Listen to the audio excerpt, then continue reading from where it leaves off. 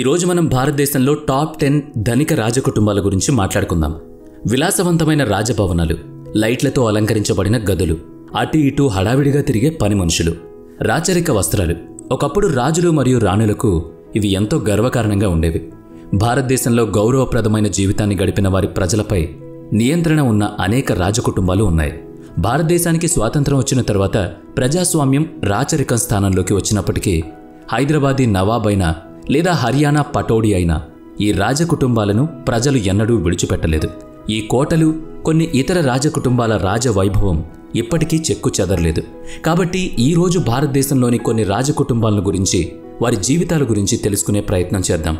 ముందుగా నెంబర్ 10, పటౌడీ నవాబ్. పటౌడీలో ప్రముఖ బాలీవుడ్ నటుడు, అలాగే పటౌడీ కుటుంబ వారసుడు సైఫ్ అలీ ఖాన్ గురించి మాట్లాడుకుందాం. అతని పూర్వీకులు ఒకప్పుడు పటౌడీ రాజ్యాన్ని పాలించారు. అక్కడే తమ జీవితాన్ని గడిపారు. కోట్ల ఆస్తికి యజమాని అయిన సైఫ్ అలీ ఖాన్ నవాబ్ సులీ అలీ ఖాన్, షర్మిలా ఠాకూర్ దంపతుల కుమారుడు. అతని తండ్రి ఒకప్పుడు భారతదేశానికి క్రికెట్ ఆడారు. అప్పటి జట్టుకు కెప్టెన్గా కూడా ఉన్నారు. టైగర్ నవాబ్గా కూడా బాగా ప్రాచుర్యం పొందారు. అయితే 2011వ సంవత్సరంలో నవాబ్ సులీ అలీ ఖాన్ మరణం తర్వాత సైఫ్ అలీ ఖాన్ సింహాసనంపై కూర్చున్న 10వ నవాబ్ అయ్యారు. సుమారుగా 5,000 కోట్ల విలువైన పటౌడీల ఆస్తికి వారసుడైన. నేడు పటౌడీ ప్యాలెస్ నుంచి హర్యానాలోని భోపాల్ వరకు అతని పేరు మీద విస్తృతమైన ఆస్తి ఉంది. అతను ఎంతో విలాసవంతంగా గడుపుతున్నాడు. ప్రతి శీతాకాలంలో పటౌడీ ప్యాలెస్కి విడిదికి వెళ్తూ ఉంటాడు. నంబర్ 9, జైపూర్ రాజకుటుంబం. పింక్ సిటీ యొక్క గ్లిడ్జ్లో నగరానికే కాకుండా దాని ఎంపిక హోదాకు కూడా ప్రసిద్ధి చెందిన రాజ్పుత్ కుటుంబం కూడా ఉంది. నేడు వారి రాజవంశం యొక్క పగ్గాలు పద్ మత్లాబ్ సింగ్ చేతిలో ఉన్నాయి. అయితే ఒకప్పుడు భవానీ సింగ్ ఈ కుటుంబానికి అధిపతిగా ఉండేవారు. అతని పేరు జైపూర్లో బాగా ప్రాచుర్యం పొందింది. 2011లో ఆయన మరణానంతరం ఆయన కుమార్తె యొక్క కుమారుడు సౌరభ్ సింగ్ మహారాజుగా సింహాసనాన్ని అధిష్ఠించాడు. అప్పటినుంచి ప్రపంచానికి సెలబ్రిటీగా మారాడు.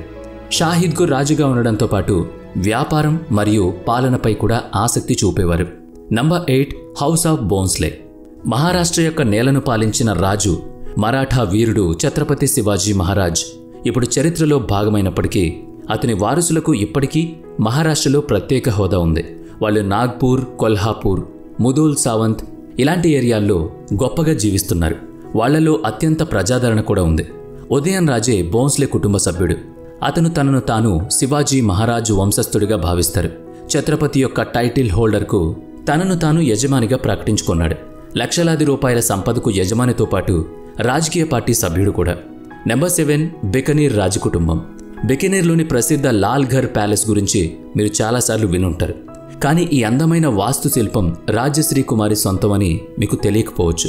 ఆమె మహారాజా కర్ణీ సింగ్ మరియు మహారాణి సుశీలా కుమారి యొక్క కుమార్తె. భారతదేశానికి చెందిన షార్ప్ షూటర్ కూడా. ఆమె నైపుణ్యం కారణంగా ఆమె ప్రభుత్వం నుంచి అర్జున్ అవార్డును కూడా అందుకున్నారు. 16 సంవత్సరాల వయసులో ఆమె చాలా సందర్భాల్లో స్టార్గా కూడా మారారు. రాజశ్రీ కుమారి నేడు ఒక బలమైన స్వతంత్ర మహిళగా అందరికీ తెలుసు. ఆమె గర్వం మరియు గౌరవం ముందు ఎందరో పెద్ద పెద్ద వ్యక్తులు కూడా తలదించుకోవాల్సి వచ్చింది. నెంబర్ 6, జోధ్పూర్ రాజకుటుంబం. ఉమైద్ భవన్ అమ్మకం గురించి మీలో చాలామంది తెలుసుకునే ఉంటారు కదా. అవును, ఇదే మైదానంలో ప్రియాంక చోప్రా వంటి ప్రముఖులు వివాహం చేసుకున్నారు. అయితే ఈ రాజభవనం రాథోడ్ కుటుంబానికి చెందిన మహారాజ్గంజ్ సింగ్కు చెందినదని చాలా కొద్ది మందికి మాత్రం తెలుసు. నేటికి జోధ్పూర్లో ఈ రాజకుటుంబానికి భారతదేశంలోని అత్యంత సంపన్నమైన రాజకుటుంబం అన్న హోదా ఉంది. ఇది చాలా పెద్ద లగ్జరీ హోటళ్లు, ప్యాలెస్లు కలిగి ఉంది. దీంతోపాటు ప్రపంచంలోని ఇంత పెద్ద ప్రైవేట్ ప్యాలెస్ను నడుపుతున్న ఏకైక కుటుంబం ఇదొక్కటే. గజ్ సింగ్ ఇప్పటికీ ఉమైద్ భవన్లో తన కుటుంబంతో విలాసవంతమైన జీవితాన్ని గడుపుతున్నారు.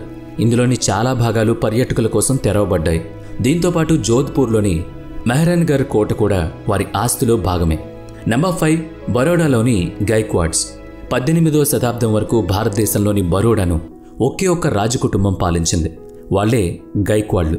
వారి గొప్ప రాజభవనం అలాగే సేవకుల సమూహంతో కూడిన గుజరాత్ కుటుంబం ఉంది. ఈ రోజున ప్రజలపై వారి ప్రభావం ముగిసినప్పటికీ 20,000 కోట్ల రూపాయల విలువైన పూర్వీకుల ఆస్తి వాళ్ల దగ్గర ఉంది. గైక్వాడ్ కుటుంబానికి అధిపతి అయిన సమర్జిత్ సింగ్ గైక్వాడ్ ఈ రాజవంశానికి వారసుడు. అతని పేరు మీద 2001 నాటి భూమితో పాటు నిషాన్ లక్ష్మీ విల్లా కూడా ఉంది. సమర్జిత్ సింగ్ తన కుటుంబంతో కలిసి 170 గదుల ప్యాలెస్లో నివసిస్తున్నారు. ఇది అన్ని అధునాతన సౌకర్యాలతో కూడుకునుంది. ఎలివేటర్ల నుంచి గోల్ఫ్ కోర్టు వరకు ప్యాలెస్ సమీపంలో అన్ని సౌకర్యాలు ఉంటాయి. నెంబర్ 4, రాజ్కోట్ రాజకుటుంబం. వేల కోట్ల ఆస్తి ఉన్న రాజ్కోట్ రాజకుటుంబం తమ పూర్వీకుల ఆస్తులను విలాసవంతమైన హోటళ్లుగా మార్చుకుంటోంది. జల విద్యుత్ ప్లాంట్లు, జీవ ఇంధనాల అభివృద్ధిలో కోట్ల రూపాయల పెట్టుబడులు పెట్టిన ఏకైక కుటుంబం. ఇప్పుడు కూడా వాళ్ళ ఆస్తి పెరుగుతూనే ఉంది. నేటికి వారు 18వ శతాబ్దపు రాజులు మరియు రాజుల కంటే తక్కువ కాకుండా రోల్స్ రాయ్స్ వంటి విలాసవంతమైన కార్లలో లగ్జరీగా బ్రతుకుతున్నారు. నెంబర్ 3 అల్సీసర్ యొక్క రాజకుటుంబం. రాజస్థాన్ చరిత్ర రాజరాజులు మరియు మహారాజులతో చాలా దగ్గర సంబంధం కలిగి ఉంది. ఇక్కడ మనం ఖత్రీ సామ్రాజ్యం యొక్క మనుగడలో ఉన్న వారసులు అల్సీసర్ను కూడా చూడొచ్చు. ఈ కుటుంబం యొక్క వైభవం అందరికీ తెలియకపోయినా జైపూర్ మరియు రణతంబూర్లో వాళ్ళు అనేక అందమైన భవనాలను నిర్మించారు. అప్పట్లో గొప్ప పాలన సాగించారు. ఈ కుటుంబానికి అధిపతి అభిమన్యు సింగ్. నెంబర్ 2 వడియార్ రాజవంశం. వార్డెన్ సిల్ప్ గురించి ప్రస్తావించకుండా రాజకుటుంబాల గురించి మాట్లాడడం ఎలా సాధ్యమవుతుంది? మనం చరిత్రను పరిశీలిస్తే వాళ్ళు శ్రీకృష్ణుని యదువంశీ వంశంతో ముడిపడి ఉన్నారు. నేటికి వారి పేరు గౌరవంగా పరిగణించబడుతుంది. అక్కడ రాజభవనంలో వారి అందమైన భవనం గొప్ప గౌరవంతో కీర్తించబడుతుంది. ఇంతకుముందు ఈ భవనానికి యజమాని శ్రీ ఘంటాదత్త. ఈయన 2013వ సంవత్సరంలో కన్నుమూశారు. ఆ తర్వాత ఈ భవనానికి కృష్ణదత్త జమున్ రాజా పేరు పెట్టారు. కృష్ణదత్త విద్యావంతులైన మహారాజు కూడా. నేటికి ఆయన సంపద, పరువు ఏమాత్రం తగ్గలేదు. ఇక నెంబర్ 1 మేవార్ రాజవంశం. తన జీవితకాలంలో మొఘలులను ఓడించిన వీరరాజు మహారాణా ప్రతాప్ తన జీవితాన్ని అదే గర్వం మరియు ధైర్యంతో జీవించాడు. అతని వారసులు కూడా అదే వైభవంతో రాజభవనాల్లో నివసిస్తున్నారు. మేవార్ రాజవంశానికి ప్రసిద్ధి చెందిన మహారాణా ప్రతాప్ వంశం శతాబ్దాల నాటిది. ఈరోజు మహారాణా ప్రతాప్ లేరు, కానీ 76వ వారసుడు అరవింద్ సింగ్ మేవార్ ఈ రాజ్యం యొక్క ఆలనా పాలన చూస్తున్నారు. ఉదయ్పూర్లోని విలాసవంతమైన ప్యాలెస్లో నివసించడమే కాకుండా ఈ పెద్ద మనిషి విజయవంతమైన వ్యాపారవేత్త కూడా. భారతదేశ సాంప్రదాయం ప్రకారం ఈ రాజకుటుంబాల వారసులు పుట్టటమే సిల్వర్ స్పూన్లో పుడతారని మనం అంగీకరించాలి.